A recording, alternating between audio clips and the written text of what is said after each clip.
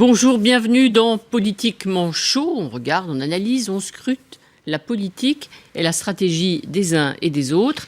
Cette semaine, avec Olivier Duhamel, bien sûr, Alexis Brézé, toujours, également Jérôme Jaffray, l'invité politique de la semaine, et Philippe Gigier, il est président du groupe UDI à l'Assemblée. Alors, va-t-on vers une sortie de crise sociale car c'est chaud toujours, évidemment, avec des brayages, des manifestations. Et pourtant, un petit mieux, il a suffi d'un petit coup de téléphone, d'un appel téléphonique de Manuel Valls aux responsables syndicaux, dont Philippe Martinez. Et on se dit qu'il y a peut-être une accalmie, je n'ose dire une décrue. En tout cas, en écoutant les uns et les autres, on va pouvoir se faire une idée.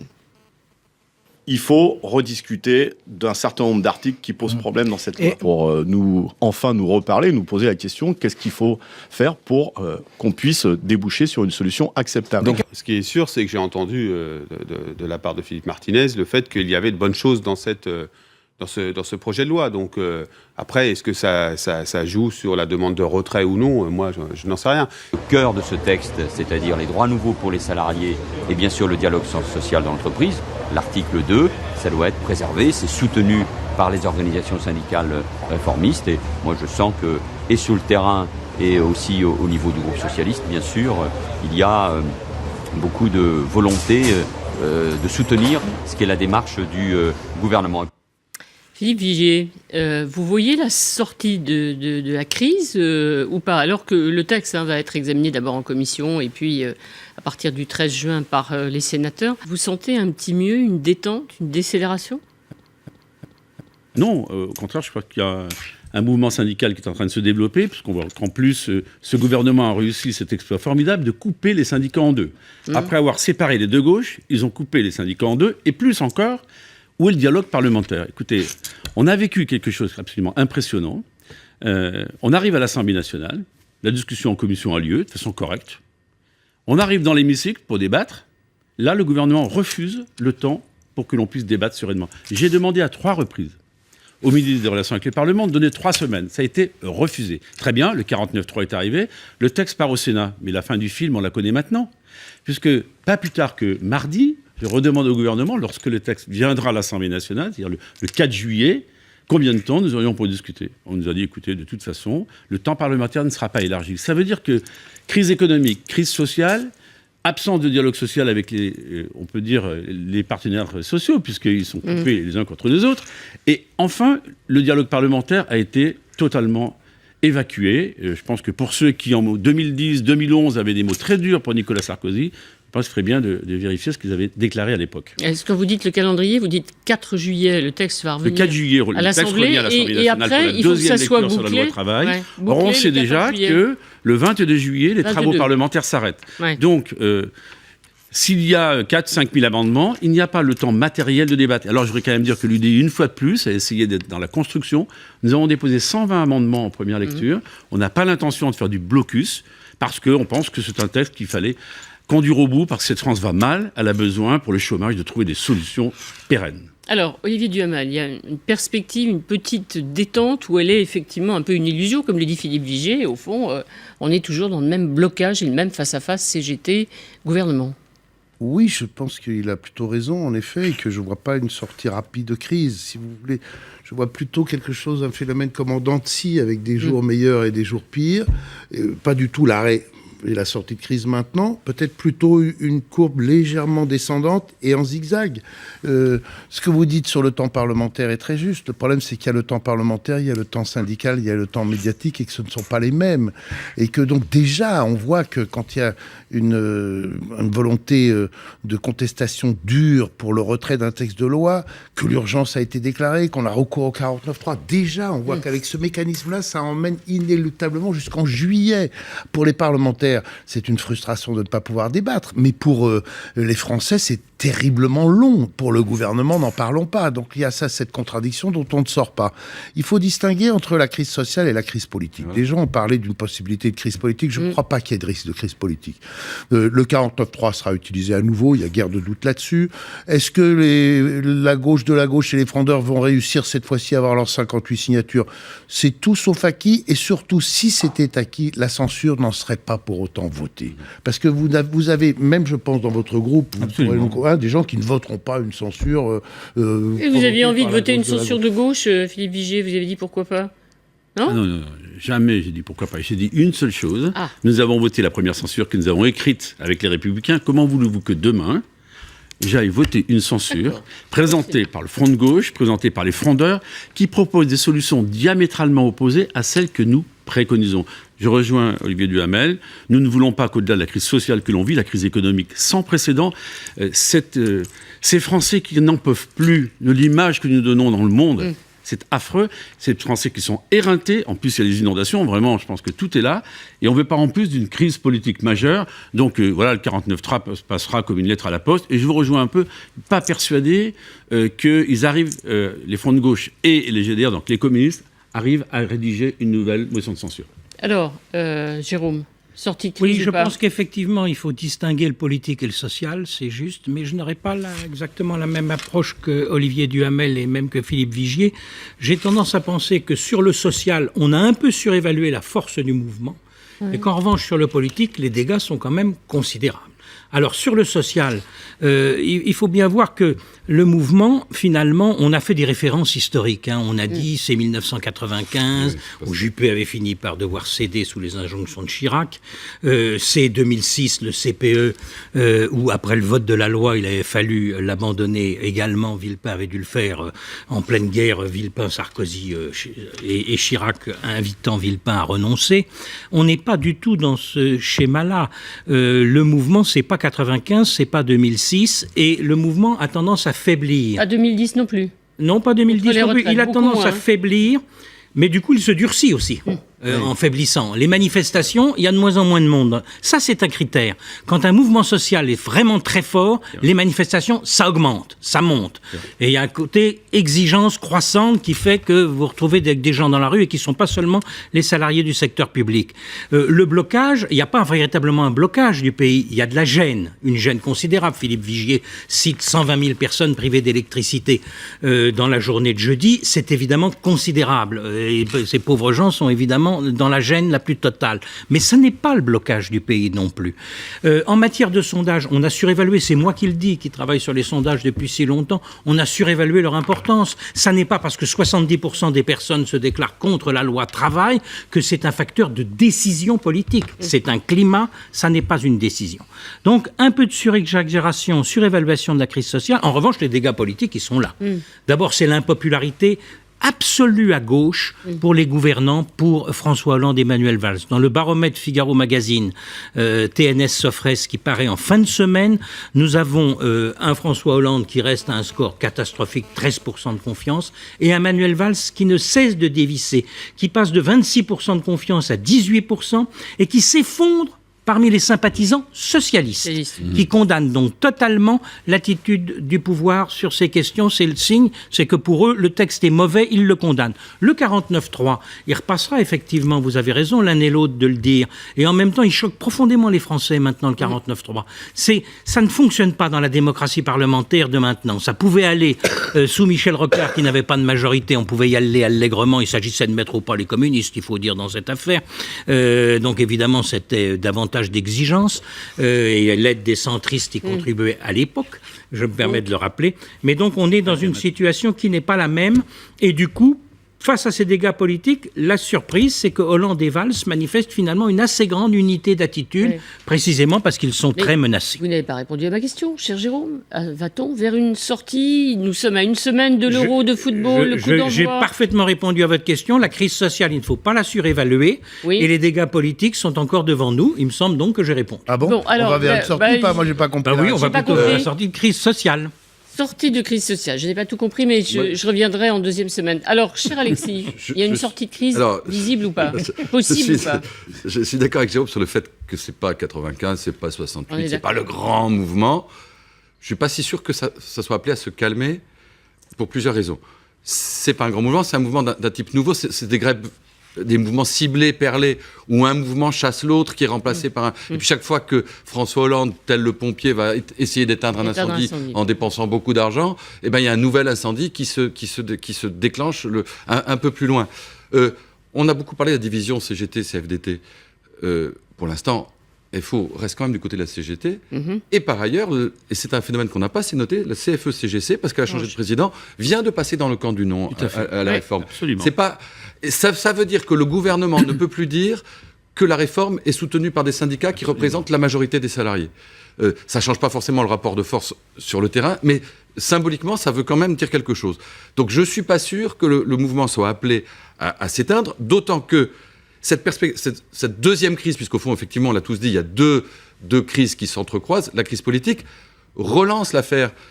C'est vrai, le mouvement pourrait s'éteindre, mais il y a la perspective de début juillet. Et donc, début juillet, la chose va revenir à l'Assemblée, et à ce moment-là, ça va redonner un coup de booster, sans pour autant paralyser le pays, bien entendu. Non, mais c'est le point de départ. Il n'y a pas de paralysie du pays. On est en train de voir que... il n'y a pas de crise politique. Et il n'y a pas de crise politique. Il y a des dégâts. Il y a une dimension. On n'a jamais dit qu'il n'y avait pas des dégâts. Évidemment qu'il y a des dégâts, mais il n'y a pas de crise politique.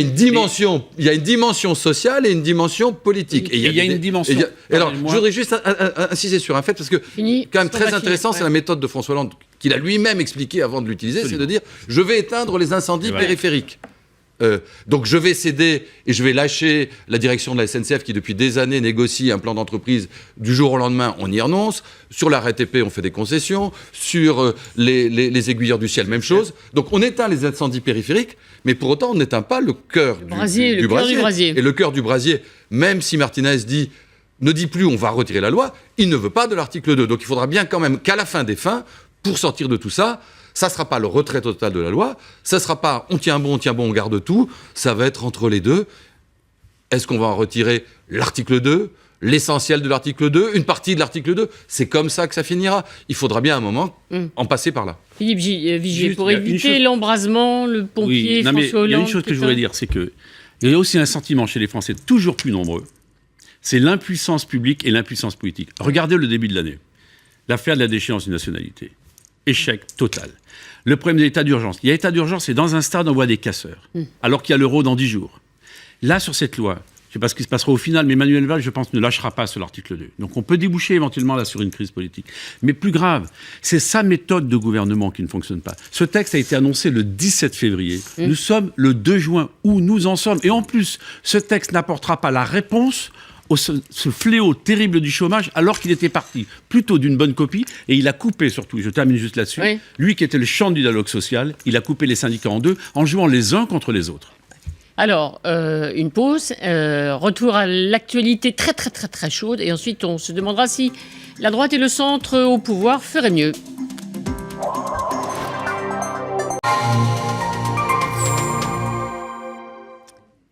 Deuxième partie de Politiquement Chaud, invité politique de la semaine, le président du groupe UDI à l'Assemblée nationale, Philippe Vigier.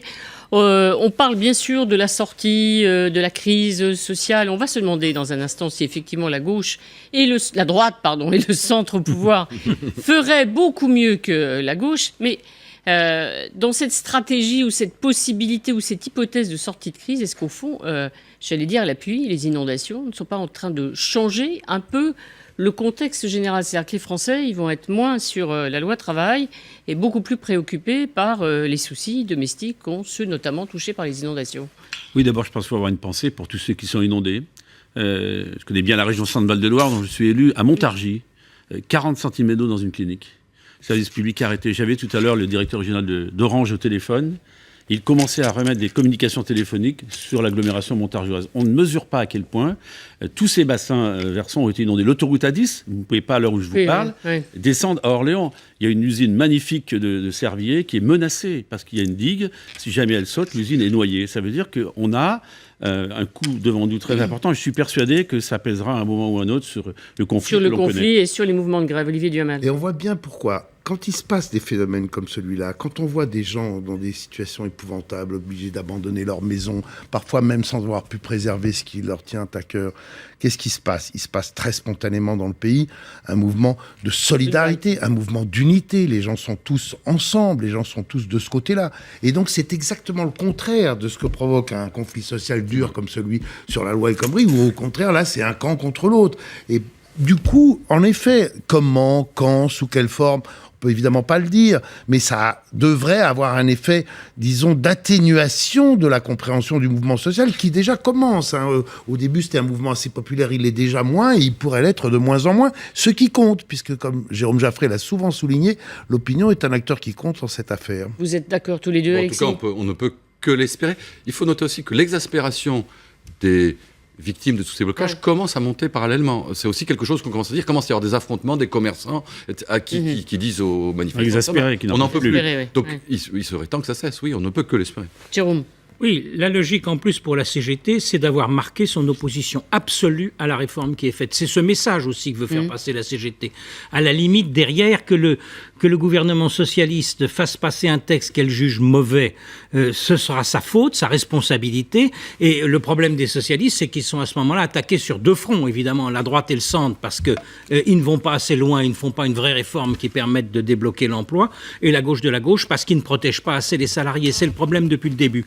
Par rapport au drame des inondations, effectivement, s'ajoute quand même l'espoir d'un euro de football qui permette aux Français d'avoir un intérêt beaucoup plus sympathique pour des choses, des manifestations sportives. On se souvient qu'en 1998, le grave conflit des pilotes d'Air France s'était brutalement arrêté au moment précisément où commençait la Coupe du Monde de football, alors que les pilotes, jusqu'à 3 jours avant, disaient qu'ils ne feraient pas voler leurs avions pour conduire les équipes d'un stade à l'autre. Les Français, ils changent de sujet. Du 10 au 13 juin, si vous permettez, le jour où démarre l'euro, le préavis vient de tomber ce matin. Ce qu'ils attendent que François Hollande cède sur ce sujet. Vous avez tout à fait raison. Vous avez tout à fait raison, Monsieur le Président, mais c'était exactement la même chose en 1998. On vous colle des préavis au moment où commencent les événements que les Français attendent pour faire pression maximale, pour obtenir quelque chose avant ces événements. Alors, la droite et le centre feraient-ils mieux s'ils étaient au pouvoir et feront-ils mieux demain ? Alors, on entend tous les responsables de la droite dire « Ah, mais il faut tout dire avant pour pouvoir tout faire après. Nous aurons une légitimité politique, contrairement à François Hollande. » Alors, petite leçon à droite donnée par les uns et les autres. Je rappelle que j'ai eu l'honneur de conduire des réformes sur les retraites où il y a eu des millions de personnes dans les rues et où on a quand même été au bout de la réforme. Quand il y a un blocage syndical, il faut pouvoir passer par-dessus les syndicats. Et pour passer par-dessus les syndicats, quand il y a blocage, il faut pouvoir mettre en place un référendum d'entreprise. Le cancer de la société, c'est le chômage. Il faut savoir si on s'organise pour combattre. Il y a une grande bataille qui nous attend, c'est celle-là. Et les recettes, en plus, on les connaît, donc appliquons-les. Il faut cesser d'avoir une approche purement idéologique, libérale, pas libérale, tout ça est absurde et conduit à la catastrophe. Un plan 100% libéral, ça fait 2% en France de soutien. Donc on va voir les sénateurs de droite qui vont dire le temps de travail, depuis le temps ils y tiennent, c'est plus 35 heures, c'est 40 heures, 41 heures, 42 heures, 43 heures. Comme ça, les gens pourront faire la différence. Ils pourront voir clairement ce qui est un texte de gauche et un texte de droite. Alors, Philippe Vigier, est-ce que le libéralisme va devenir populaire en France ? Est-ce que tout le monde est rallié aux propositions que font notamment les candidats des Républicains ? Ou bien est-ce que tout ça est aussi une illusion entretenue par la droite ? Il y a une chose qu'il ne faut surtout pas faire. Je n'ai pas dit centre, vous avez remarqué quand même. Il ne faut surtout pas faire une chose, c'est ce qu'a fait François Hollande. Il a été élu sur un mensonge et c'est pour ça que ça va si mal aujourd'hui. Il fait le contraire de ce qu'il avait annoncé. Un seul exemple, la retraite à 60 ans. Tout le monde avait imaginé qu'il pourrait quand même continuer de partir à 60 ans. En fait, c'est quelques dizaines de milliers de personnes qui sont concernées. Et je pourrais prendre chacune des 60 propositions. À chaque fois, il n'a pas tenu parole. Alors, il y a une chose qui est certaine. Un, dire la vérité. Deux, il faut avoir du courage et une méthode. La méthode, je rappelle, pardonnez-moi, que je dis un mot quand même de Jean-Louis Borloo. Quand il a été capable de bâtir le Grenelle de l'environnement, au moins, il y avait une méthode. Des gens qui étaient en désaccord s'en sortir avec un projet. Et avec une quasi-unanimité à l'Assemblée nationale. Pareil, là, il a divisé les syndicats, François Hollande. Ben, nous, on les réunira. Je rappelle que Nicolas Sarkozy avait au moins cette intelligence au moins cette intelligence de ne pas opposer les syndicats en deux blocs. Alors, une chose quand même sur le courage. Je rappelle qu'on reproche toujours à la droite des réformes qui ont pu être faites, mais la réforme des retraites de Balladur de 94, il est allé au bout. La réforme de 2004, Fillon l'a conduite, on est allé au bout. La réforme de 2008 de Xavier Bertrand sur les régimes spéciaux, on l'a quand même faite. La réforme de 2010 d'Éric Woerth, il l'a portée quand même avec courage. Et cette gauche, à l'époque, nous disait. Vous voyez un autre mensonge qui n'est pas supporté par les Français. On reviendra sur cela parce que c'était injuste. Jamais ils ne sont revenus là-dessus. Donc, moi, je dis qu'il faut être modeste. Il faut provoquer, évidemment, un dialogue avec les syndicats en amont. Il faut aussi avoir des textes. Je vais prendre un seul exemple. Vous savez qu'il a fait beaucoup couler d'encre il n'y a pas longtemps. C'est de dire qu'on allait plafonner les indemnités prud'homales et on modifierait le montant du plafond en fonction de la taille des entreprises. Par principe, ça n'est pas constitutionnel. Et dans le milieu d'un débat, comme ça, c'est venu, au détour d'une phrase. Non, impréparation, absence de méthode, incohérence de ce gouvernement. Et puis, enfin, la détermination. Mais les Français voudront qu'on réforme si on leur montre le chemin et s'il y a de la justice à la clé. Oui, ça a l'air facile comme ça, Olivier Duhamel. Non, c'est pas facile. Non, d'abord, il y a des choses justes qui viennent d'être dites, il y en a d'autres qui peuvent laisser plus sceptiques. Je ne pense pas qu'on puisse obtenir un accord par réunion avec les syndicats sur le fait qu'on porte la retraite à 65 ans, on supprime les 35 heures, on peut discuter avec on tout le réduit... monde. Ça, je ne le pense pas. Deuxièmement, il faut savoir qu'en matière de prévision des refus sociaux, les choses sont très difficiles. Vous évoquiez à l'instant le barème prud'homal. Le barème prud'homal, ça avait été voté dans un premier temps sans le moindre problème et la moindre protestation. C'est le Conseil constitutionnel, en effet, qui l'a annulé, d'ailleurs à une voix de majorité. Mais sinon, ce qui était à ce moment-là passé quasiment inaperçu, est devenu après insupportable. Pourquoi ? Notamment parce qu'entre-temps, il y a eu tout l'épisode de la déchéance de nationalité qui a brisé des choses au sein de la gauche, notamment parce qu'à un moment, ils se sont dit « trop, c'est trop », cette expression qu'avait prise Martine Aubry. L'atout de la droite, il est double. Le premier, c'est que si elle le fait, même on pourrait dire triple. Le premier, c'est que, en effet, vous avez raison, elle l'annonce. Et c'est quand même plus facile de faire ce qu'on a annoncé, même si c'est pas apprécié, que quand on l'a pas annoncé. La deuxième chose, c'est qu'elle va le faire en début de mandat. Absolument. Et que c'est plus facile. Toutes les expériences, toutes les études de sciences politiques sur les capacités de réforme à travers le monde démontrent que la capacité de réforme en début de mandat est plus grande qu'en fin de mandat. Et troisièmement, excusez du peu et de la palissade, c'est la droite. Et donc, les Français dans leur ensemble... Et le centre. Ne l'oubliez pas. Non, je ne l'oublie pas. Et le centre. Bon. Et c'est les Français, une partie des Français et une partie encore plus des syndicats, n'acceptent en rien quelque chose de la gauche parce qu'ils ont le sentiment de la trahison. Absolument. Tandis que si c'est la droite, écoutez, c'est désagréable, on est contre, mais c'est pas pareil, c'est pas aussi insupportable parce que c'est la droite qui fait la droite et le centre. Alors, Jérôme. Oui, ça ne sera pas aussi facile, même si c'est la droite et le centre. Ça ne sera pas aussi facile car les chantiers annoncés par les candidats des Républicains sont absolument énormes. On s'attaque à tout. Dans tous les domaines, la fonction publique, le code du travail, la fiscalité, les syndicats. Il s'agit de liberté de présentation des candidats au premier tour des élections. Alors, effectivement, s'il faut réunir les syndicats... On fera une hiérarchisation de tout cela, rassurez-vous. Ça sera mais il y a... On les 35 heures, il y a un problème. Il y a quand même un problème là-dedans, voyez-vous. C'est que... Alors, évidemment, on l'aura... La droite et le centre comptent sur le mandat présidentiel et le fait de l'avoir annoncé avant, la victoire présidentielle, et puis faire à toute allure, à l'abri de l'été, hop, on fait passer le maximum de choses. Je rappelle que la fameuse réforme Balladur de 93 sur les retraites, c'est un décret au cœur de l'été qui était passé totalement inaperçu. Là, la somme de ce qui est prévu, ça ne passera pas inaperçu, parce qu'il y a plusieurs problèmes. Rapidement. Mandat présidentiel, les Français votent pour un homme ou pour une femme, probablement pour un homme encore une fois, mais pas pour la liste des mesures qui l'accompagnent. Même si vous avez annoncé les choses, dans la tête des Français, on a élu quelqu'un qui vous représente et qui représente la nation. Pas pour ça qu'on est d'accord avec tout ce qu'il propose. Il y a des législatives derrière la présidentielle. Et ces législatives, je voudrais vous rappeler un souvenir, cher Philippe Vigier, 2007, la TVA sociale. La TVA sociale annoncée. Mais on l'aurait mise en place en 2012, nous n'en serions pas là où on en est. C'est vrai. La preuve, c'est qu'on a mis 80 milliards d'euros de charges sur les entreprises. À la droite et au centre, une trentaine de députés facilement entre les deux tours des législatives. On va dire que c'est une habitude de Laurent Fabius dans un débat. Parce qu'il y avait un mauvais coup parce qu'il y avait un mauvais coup pour les Français qui se préparaient. Et là, ça n'avait pas été dit. vous voyez, non mais pas expliqué, Fillon l'avait dit comme Premier ministre dans un journal télévisé de 20 heures qui comptait bien faire une augmentation forte de la TVA. Ça n'a pas enthousiasmé les Français. Et puis enfin, si vous voulez, quelle que soit la méthode derrière, référendum, d'abord référendum, on peut voter non. Oui. Attention, ne l'oublions pas. Ordonnance, d'accord, mais derrière vous avez des lois d'habilitation au Parlement qui passent plus tard. Donc le risque derrière, si vous chargez trop la barque, et j'aimerais entendre la voix du centre pour nous dire qu'on charge trop la barque en la matière. Attendez, je vais m'exprimer.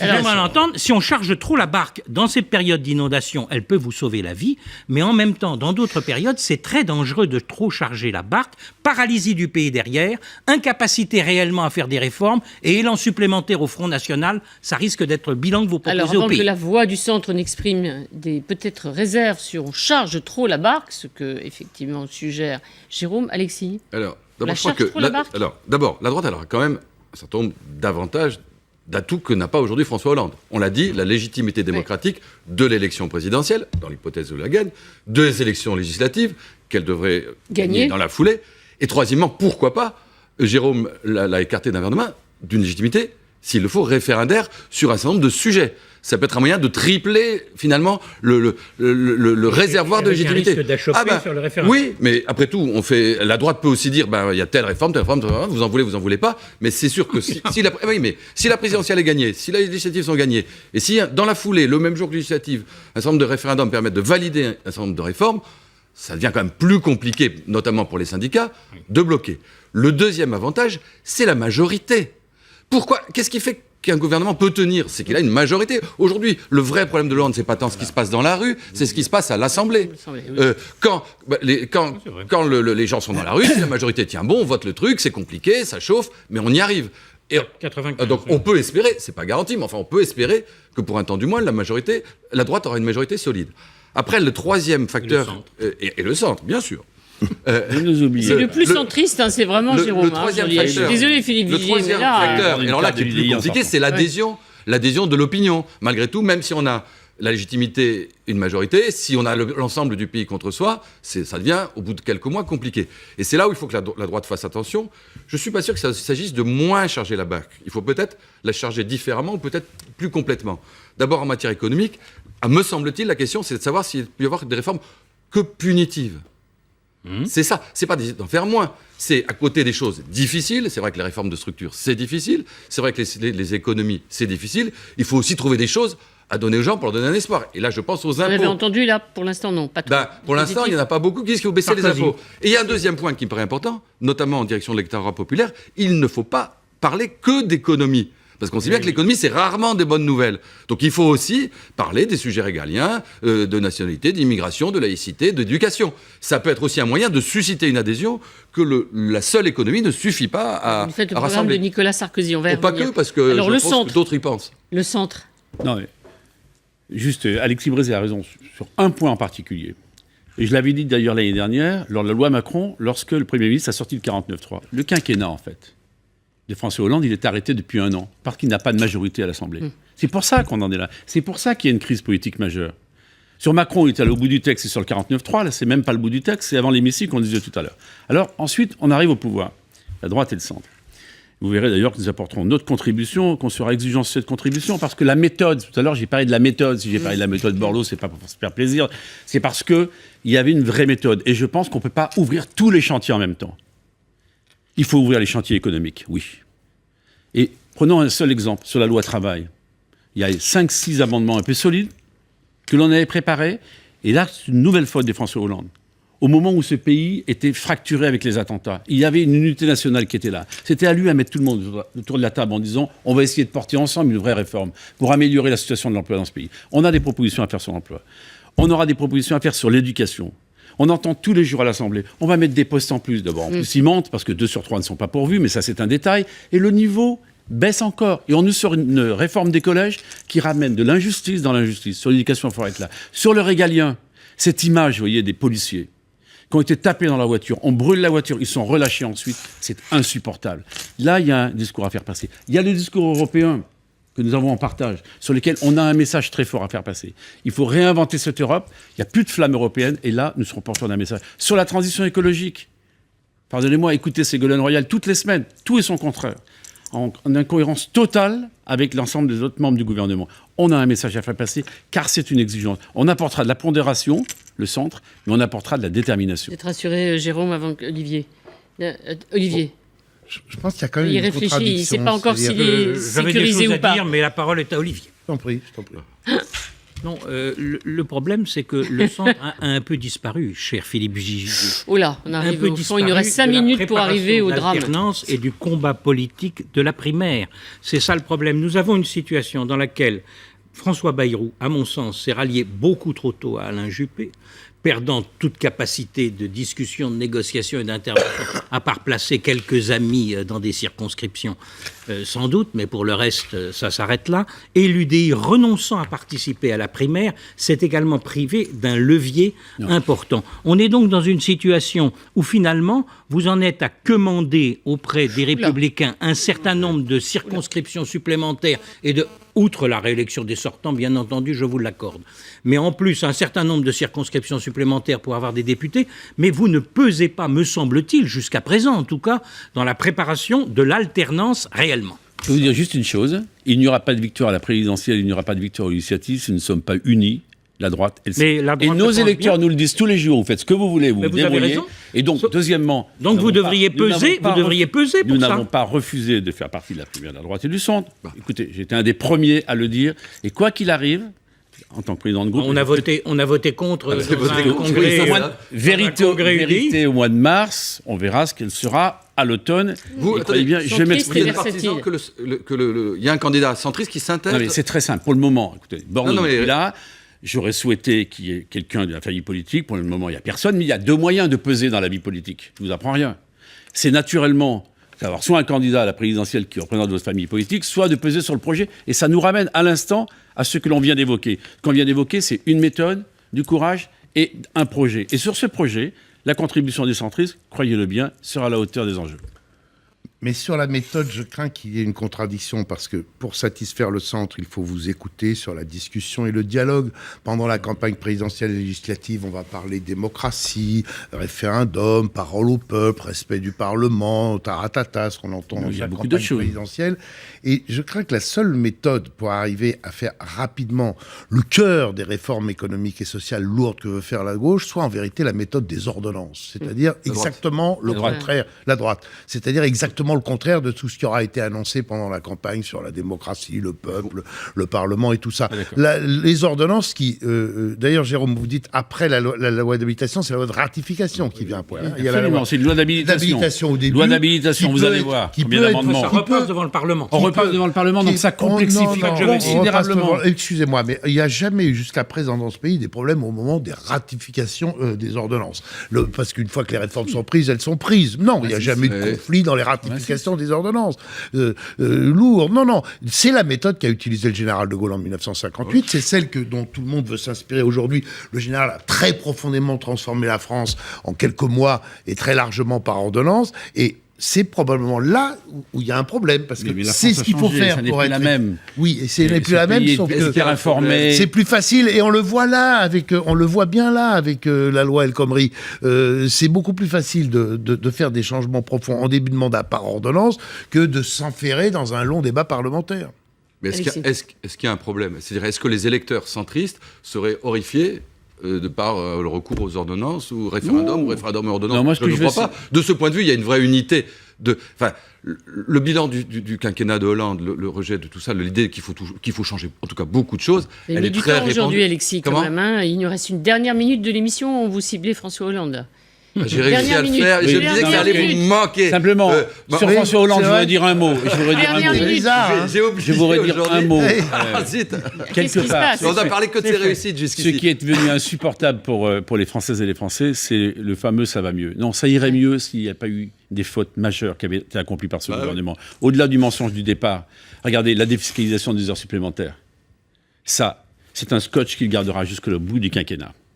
Ça, c'est quelque chose qui n'est jamais passé. Cette idée, ce sont les riches, mais ce sont les classes moyennes qui payent plus d'impôts. Cette idée selon laquelle on baisse les dépenses publiques, c'est un mensonge. Dernière chose, la Cour des comptes ce matin, elle les a étriées. Vous savez, c'est en matière de sécurité.